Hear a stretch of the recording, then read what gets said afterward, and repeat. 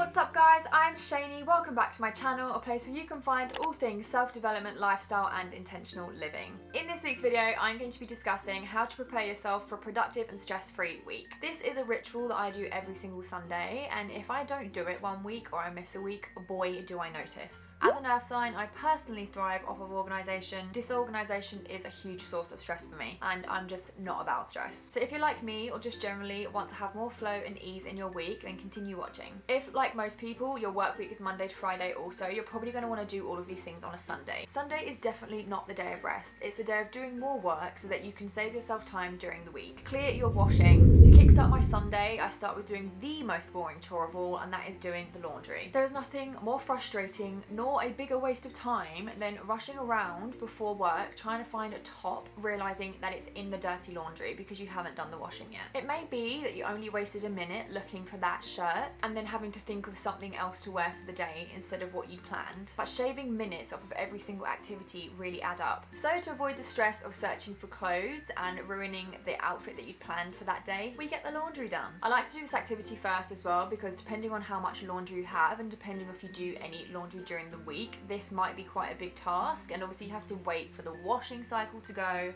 you have to hang it up, and then you have to put a different wash in. So I like to do this first so that I've literally got enough time to get all of the washing done. Get every single bit of dirty laundry washed, put on the dry rack or in the tumble dryer, and then ironed and put away before the day is out. That way, the only thing that you need to do to be ready in the morning clothes-wise is just to lay your clothes out the night before. That's it. You will probably end up doing this activity in and out of other activities just because, as I said, you have to wait for the washing to do, so there's no point in sitting there idly when you could be doing something else. Doing all of your laundry on a Sunday also means you should be able to reduce the amount of washing that you have to do during the week because all of your clothes are clean and they're there for you to use during the week. Obviously, this does slightly depend on how much washing you're doing and how many people you are doing washing for. Also, how quickly you tend to go through clothes. I don't know what it is about boys, but they seem to just go through multiple outfits a day. I don't know if they're just sweaty humans, but in my experience. But essentially this practice does free up having to do so much laundry during the week, as I said, because you've reset all of your clothes so everything's good to go. Step 2, or maybe step 1.5, is to change the bed sheets. Again, it's because part of this comes into laundry. But personally, changing my bed sheets on a Sunday and having fresh sheets for a new week makes me feel like a new woman. I do believe that objects absorb your energy, so by having fresh sheets to start the week, it's like you're flying off all of last week's stresses and irritations and worries, and you're starting your week fresh. It's a small task, but it honestly makes me feel way more put together by doing it. Spring clean your space. Once the laundry is in play, it's time to start cleaning your environment. Physical clutter is mental clutter, and nobody wants to start their week feeling mentally cluttered. Everything we do on a Sunday is to get us back to that 0 point so that we're starting with a blank canvas again. Mental clutter isn't going to promote productive thinking, nor is it going to reduce stress. Waking up in the morning to a clean and tidy space is going to make you feel much calmer in the morning, as opposed to seeing a mess, feeling guilty that you haven't tidied it.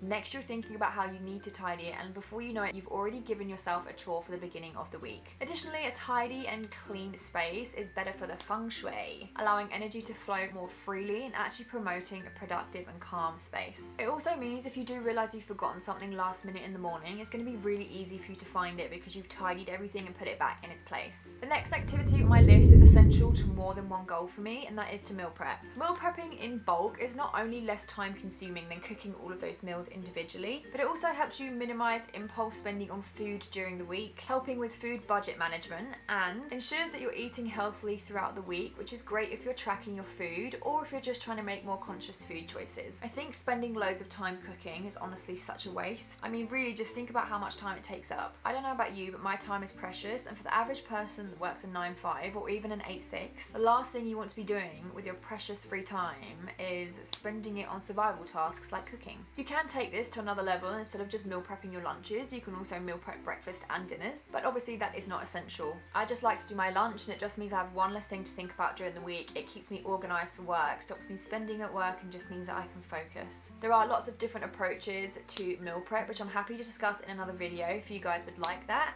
If you would, please just drop me a comment in the comment section below or send me a message on Instagram. But for today, just tackling your lunches is going to be a game changer for the working week. Weekly reflection. Now all of my physical chores are done, it's time for the brain work. Weekly reflection for me is essential for keeping me on track with my goals. I review the week gone to see if I completed all of the actions that I'd set myself for that week. If I didn't, why didn't I? What can I do next week to ensure that that doesn't happen again? How far behind does that put me in my progress? How was I feeling? It's just a check-in with myself to see how I can improve on the week just gone and have an even better next week. It also gives me an opportunity to address anything that I haven't been addressing to ensure I start my week fresh and clear-headed. Next, I update my weekly goals. So following my review, I will plan my next actions for the following week. We all have a day job, but if that's not your passion or what you actually want to be doing, you need to make sure that you're taking all of the necessary actions outside of your day job to make sure you're getting where you want to be. Otherwise, you're never going to get out of your current situation. Based on your reflection points, plan your actions for next week. This way, you start the week knowing exactly what needs to be done. You can plan in what days you want to do it, so you actually dedicate and carve out time for those specific things, so you make them a priority,